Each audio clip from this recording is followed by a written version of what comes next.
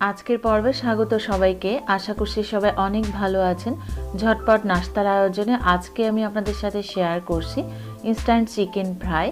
বাড়িতে থাকা সমস্ত উপকরণ দিয়ে খুব সহজেই মাত্র 10 মিনিটে এই ইনস্ট্যান্ট চিকেন ফ্রাই বানিয়ে নিতে পারবেন। বিকালের নাস্তায় কিংবা বাচ্চাদের টিফিনে খুব সহজেই এটি তৈরি করে দিতে পারবেন। আশা করছি আমার আজকের রেসিপিটি আপনাদের অনেক ভালো লাগবে। ভালো লাগলে একটা লাইক দিবেন আর সাবস্ক্রাইব করে আমাকে উৎসাহিত করবেন। তো কথা না বাড়িয়ে চলুন শুরু করা যাক। চিকেন ফ্রাই বানানোর জন্য আমি এখানে বোনলেস চিকেন নিয়ে নিয়েছি 500 গ্রাম, আর চিকেনগুলোকে 2 ইঞ্চি লম্বা করে কেটে নিয়েছি। আর কিভাবে কেটে নিয়েছি দেখে বুঝতেই পারছেন। চিকেনগুলোকে খুব ভালো করে ধুয়ে জল ঝরিয়ে নিতে হবে। আর এই পর্যায়ে চেষ্টা করবেন মুরগির বুকের মাংসটা নেওয়ার জন্য। তো ম্যারিনেশন করার সুবিধার্থে আমি একটা বোলের মধ্যে চিকেনগুলো নিয়ে নিচ্ছি।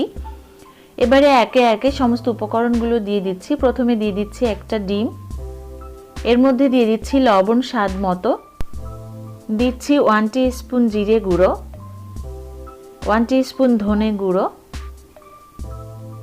1 টিস্পুন লাল মরিচের গুঁড়ো, দিচ্ছি 1/2 টিস্পুন পরিমাণ অরিগ্যানো আর 1/2 টিস্পুন পরিমাণ ব্ল্যাক পেপার পাউডার, দিচ্ছি চিলি ফ্লেক্স 1/2 টিস্পুন, দিচ্ছি আদা রসুন বাটা 1 চামচ, দিচ্ছি টমেটো সস 2 টেবিল চামচ, আর এর মধ্যে দিয়ে দিচ্ছি 1 টেবিল চামচ সয়া সস।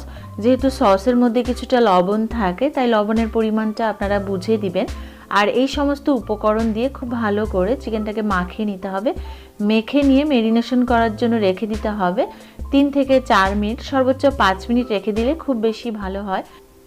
যতক্ষণে চিকেন ম্যারিনেশন হচ্ছে ততক্ষণে আমি চিকেনের কোটিংয়ের উপকরণগুলো রেডি করে নিচ্ছি। কোটিংয়ের জন্য আমি এখানে নিয়ে নিয়েছি 1/4 cup cornflour, 1/2 cup bread crumb আর 1/2 কাপ চালের গুঁড়ো। ব্রেড ক্রাম আর চালের গুঁড়োর পরিবর্তে চাইলে এখানে ময়দা ব্যবহার করা যাবে।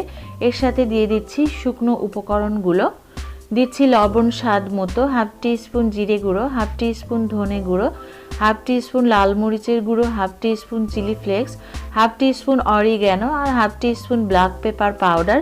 এই সমস্ত উপকরণ দিয়ে খুব ভালো করে ময়দার সাথে মিশিয়ে নিতে হবে।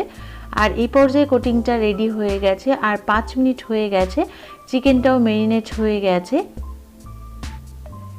এই পর্যায়ে চিকেন একটা একটা করে নিয়ে ময়দার মধ্যে ফেলে এটাকে কোটিং করে নিতে হবে। আর কোটিংয়ের সময় অবশ্যই খেয়াল রাখতে হবে আলতো করে ময়দাটাকে লাগিয়ে দিয়ে এভাবে এক্সট্রা ময়দাটা ঝেড়ে ফেলে দিতে হবে।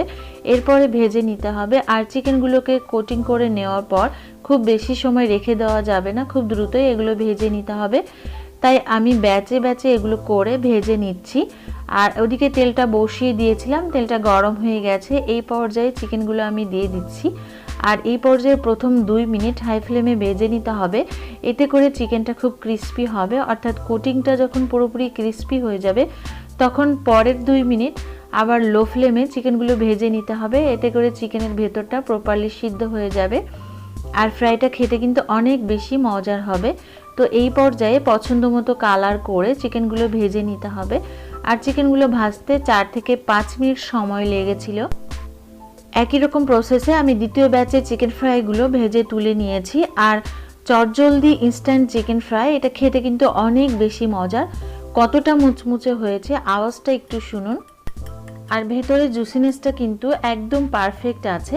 আশা করছি আমার আজকের রেসিপিটি আপনাদের অনেক ভালো লেগেছে। ভালো লাগলে একবার ট্রাই করুন। আর চাইলে ছবি শেয়ার করতে পারেন আমার ফেসবুক গ্রুপে, গ্রুপ লিঙ্ক ডেসক্রিপশন বক্সে দেওয়া থাকবে। আর ভালো লাগলে একটা লাইক দিন আর সাবস্ক্রাইব করে আমাকে উৎসাহিত করুন, কারণ আপনাদের লাইক, কমেন্ট, শেয়ার, সাবস্ক্রাইব আমাকে অনেক বেশি আনন্দিত করে। সবাই খুব ভালো থাকবেন। Thank you so much.